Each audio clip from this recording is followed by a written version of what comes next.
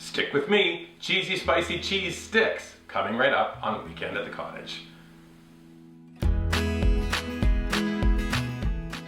I love making these cheese sticks, especially for a cocktail party, and of all the things I serve, this is often the first dish to disappear.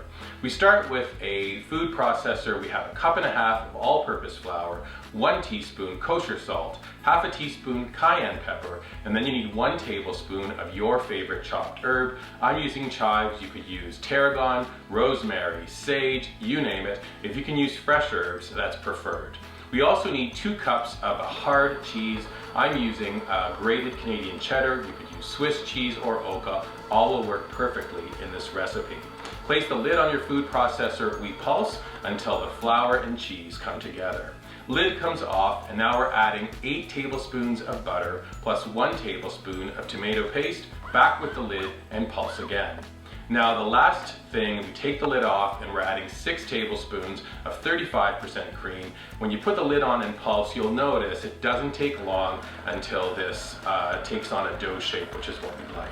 Now we're onto our pastry board. Turn the dough onto a floured surface, and I like to do this in 2 stages. So split the dough in half and then take your disc of dough, flour your rolling pin, and roll it out to about a ½ inch thickness. I like to trim the top and bottom so it's like a nice clean rectangle shape, and then take a pizza cutter and draw the pizza cutter through the dough and sometimes it's kind of hard, try to create evenly sized sticks. They then go on to a parchment-lined baking sheet, and we're going to bake them for 10 minutes on the nose in a preheated 400-degree oven. One comment about using your oven: when you open your door, the heat escapes, and then often the oven will go back on and try to come to temperature. If this happens, you may burn the bottom of these cheese sticks. So try to work quick as a bunny, open the door, stick them in, shut the door, and pray that the oven doesn't go on. Ultimately, when they come out, allow them to cool for a second, and then you could display them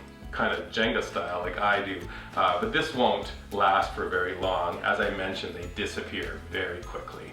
Looking for other great recipes? weekendатthecottage.com. Subscribe to our YouTube channel.